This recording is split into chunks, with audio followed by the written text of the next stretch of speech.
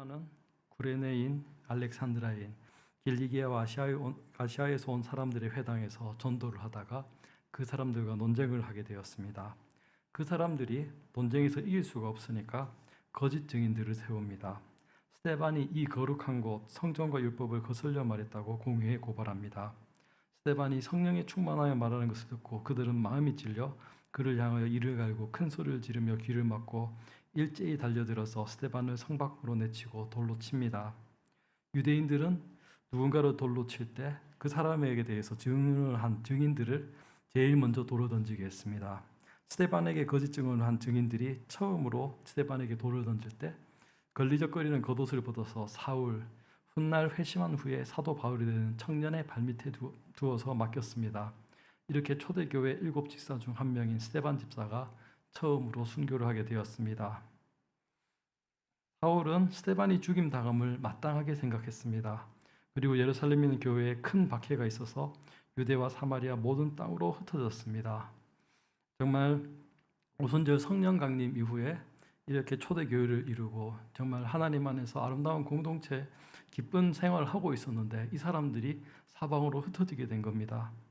하지만 이 박해가 예수님께서 사도행전 1장 8절에서 말씀하신 것처럼 교인들이 예루살렘과 온 유대와 사마리아 땅끝까지 증인이 되는 그런 역사로 이어지게 됩니다.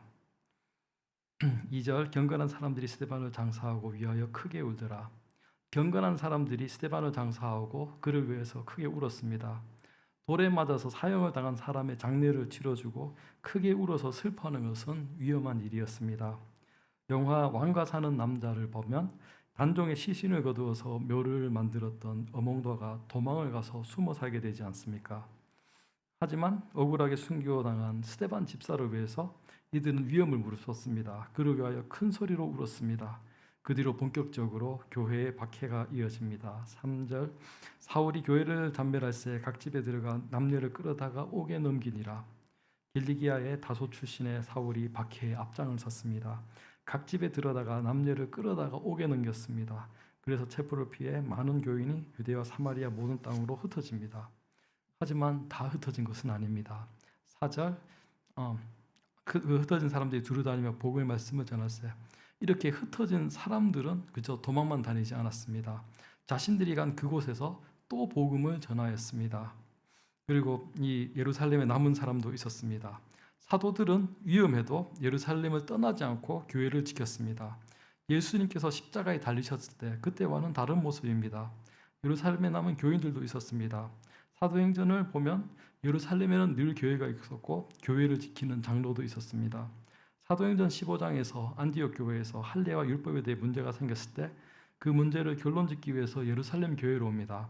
박해 속에서도 예루살렘 교회의 사도들과 장로들과 교인들은 신앙을 지켰고 다른 여러 지역 교회들의 신앙을 바로 세우도록 신앙의 중심을 지켰습니다.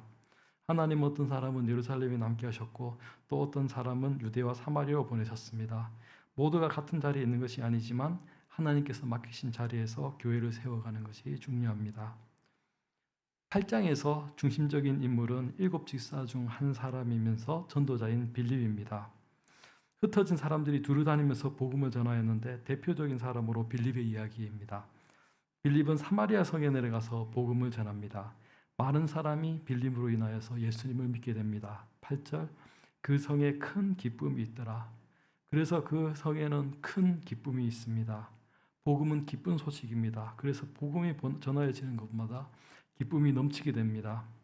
예루살렘에 있는 사도들도 이 소식을 들었고 베드로와 요한을 보냅니다. 14절 예루살렘에 있는 사도들이 사마리아도 하나님의 말씀을 받았다 함을 듣고 베드로와 요한을 보내매 사마리아인들은 주 예수의 이름으로 세례를 받았지만 아직 성령을 받지 않았습니다. 예수님께서 직접 뽑으시고 또 함께 다니면서 가르치신 사도들이 얼마나 교회의 중심이 됩니까? 그래서 나중에는 사도들이 각지의 교회들의 파송이 되어서 신앙을 지도하게 됩니다. 여기서 처음으로 베드로와 요한 두 사도가 사마리아 교회에 파송이 된 것입니다. 15에서 17절 그들이 내려가서 그들을 위하여 성령 받기를 기도하니 이는 아직 한 사람에게도 성령 내리신 일이었고 오직 주 예수의 이름으로 세례만 받을 뿐이더라. 이에 두 사도가 그들에게 안수하며 성령을 받는지라. 베드로와 요한 두 사도가 사마리아 교인들에게 안수를 하고 성령 받기를 기도하니 그들이 성령을 받았습니다. 이것은 사마리아의 복음이 전해지는 것이 하나님의 뜻이고 성령님의 인도라는 것이 드러나는 것입니다. 그런데 사마리아에 시몬이라는 마술사가 있었습니다. 이 시대의 마술사는 우리로 치면 무당하고 비슷한 사람입니다. 시몬은 빌립이 사마리아에서 보여주는 표적과 큰 능력을 보고 놀랐습니다.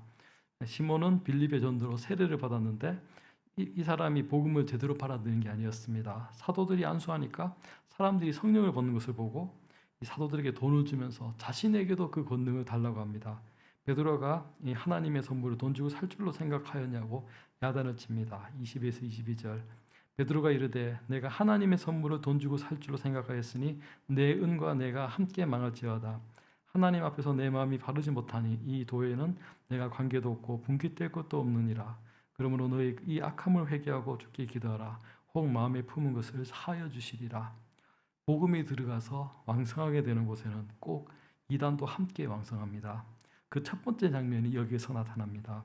복음 그 자체보다 교회로 인해서 얻을 수 있는 금과 은을 기대해서 모이는 사람도 많아집니다. 우리나라에서 처음 복음이 전해질 때도 이런 사람들이 있었습니다. 그 사람들을 라이스 크리스찬, 쌀신도라고 했습니다. 쌀을 바라고 교회에 오는 사람들이 있었습니다. 그렇기 때문에 예루살렘 교회가 베드로와 요한 이 두 사도를 보내어서 이미 복음을 받아들인 사람들을 더욱 굳게 하는 것입니다. 주일 학교에서 이 봉사하시는 분들은 알겠지만 이 친구 따라서 재밌어 보여서 오는 아이들이 있습니다. 처음으로 교회에 오게 되는 이유는 참 다양합니다. 하지만 그 처음 상태에 머물면 안 됩니다. 교회는 베드로와 요한 사도들을 보낸 것처럼 복음에 합당하게 신앙을 성장시켜야 합니다. 사마리아는 유대인들에게 멸시를 받던 땅이었습니다. 하지만 복음이 들어가니까 그 성에 큰 기쁨이 있었습니다. 세상은 사람을 나누지만 복음은 사람을 하나로 만듭니다. 그리고 사마리아 성에 큰 기쁨을 전한 빌립을 성령께서는 이제 더 낯선 곳으로 이끄십니다. 26절. 주의 사자가 빌립에게 말하여 이르되 일어나서 남쪽으로 향하여 예루살렘에서 가사로 내려가는 길까지 가라 하니 그 길은 광야라. 빌립은 주의 사자의 말에 이끌려서 남쪽 광야로 가게 됩니다. 사실 광야에는 아무것도 없으니까 대체 왜 거기로 인도하시는지 의아했을 것입니다. 27, 28절. 일어나 가서 보니 이디오피아 사람 곧 에디오피아 여왕 간다게의 모든 국고를 맡은 관리인 내시가 예비하러 예루살렘에 갔다가 돌아가는데 수레를 타고 선지자 이사야의 글을 읽더라. 그곳에서 이디오피아 여왕 간다게의 내시하고 마주치게 됩니다. 이 내시가 예루살렘에 예배를 드리러 왔습니다. 원래 유대인이었던가 아니면 경건한 이방인이었을 것입니다. 내시는 고자이기 때문에 구약의 율법에 따라서 하나님의 성회에 들어갈 수가 없는 사람입니다. 이 사람이 이방인이었다면 성전에서도 이방의 뜰보다 안으로 들어갈 수 없는 사람입니다. 하지만 그는 예루살렘에 예배를 드리러 왔고 또 오가는 길에서도 성경을 읽을 정도로 신실한 사람이었습니다. 그때 이 내시는 이사야서를 읽고 있었습니다. 근대 이전에는 독서에 묵독이 없었습니다. 다들 큰 소리로 읽었습니다. 우리도 사극을 보면 책을 읽을 때 큰 소리로 몸을 흔들면서 읽지 않습니까? 그러니 지금 이 내시도 이사야서를 소리내어서 읽고 있었을 겁니다. 성령이 빌립에게 그 수레에 가까이 나아가라고 말합니다. 빌립이 내시가 이사야서를 읽고 있는 것을 보고 읽는 것을 깨닫느냐고 말을 겁니다. 30, 31절. 빌립이 달려가서 선지자 이사야의 그리는 것을 듣고 말하되 읽는 것을 깨닫느냐? 대답하되 지도해 주는 사람이 없으니 어찌 깨달을 수 있느냐 하고 빌립을 청하여 수레에 올라 같이 앉으라 하니라. 내시는 지도해 주는 사람이 없으니 어찌 깨달을 수 있냐고 빌립에게 가르침을 청합니다. 원래 성경을 읽고 지도를 해주는 것은 회당에서 하는 일입니다. 그런데 회당원은 유대인 남자만 될 수 있습니다. 유대인 여성, 경건한 이방인 내시는 회당 밖에서 그 가르침을 들어야 했습니다. 예언서가 얼마나 난해합니까? 빌립이 성경을 잘 아는 것 같은데 자신에게 호의를 보이니까 좋은 기회라고 생각한 것 같습니다. 내시가 왕궁의 일이 정말 바빴나 봅니다. 그래서 같이 수레에 앉아서 길을 가면서 가르침을 받습니다. 32, 33절. 읽는 성경 구절은 이것이니 이르시되 그가 도살자에게로 가는 양과 같이 끌려갔고 털 깎는 자 앞에 있는 어린 양이 조용함과 같이 그의 입을 열지 아니하였도다. 그가 굴욕을 당하였을 때 공정한 재판도 받지 못하였으니 누가 그의 세대를 말하리요. 그의 생명이 땅에서 빼앗김이로다 하였거늘. 그가 읽고 있던 곳은 예수님께서 받으실 순환에 대한 구절이었습니다. 이사야도 하나님의 말씀을 대언하다가 많은 핍박을 받았습니다. 그래서 이 내시는 여기서 말하는 순환을 받는 사람이 누구인가? 이사야 선지자 자신을 말하는지 아니면 다른 사람을 이야기하는지 물어봅니다.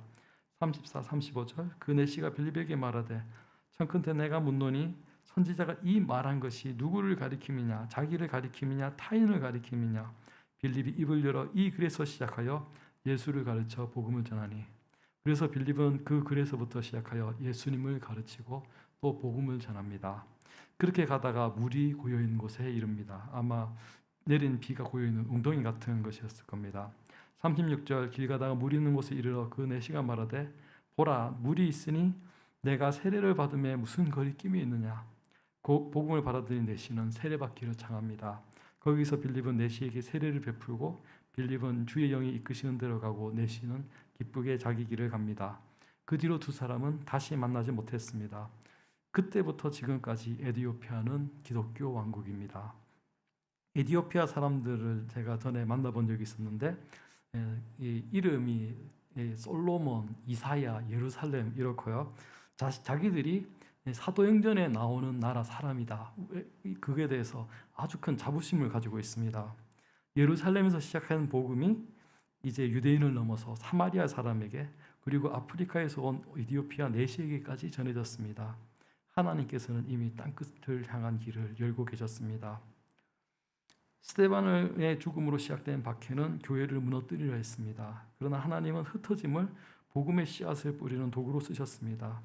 흩어진 교인들은 도망자가 아니라 전도자가 되었고 사마리아 성에 큰 기쁨이 있었으며 광야길에서 만난 에티오피아 내시는 기쁘게 자기 길을 가다가 에티오피아 기독교의 씨앗이 되었습니다. 우리의 삶 가운데에서도 계획하지 않았던 흩어짐이 있을 수 있습니다. 하지만 어쩌면 하나님께서는 그 흩어짐을 통해 여러분을 복음을 튀고 가야 할 자리로 보내고 계시는 것일 수도 있습니다. 어떤 상황에서도 낙심하지 마시고 흩어짐 속에서도 멈추지 않는 복음의 통로가 되는 저와 여러분이 되시기를 바랍니다.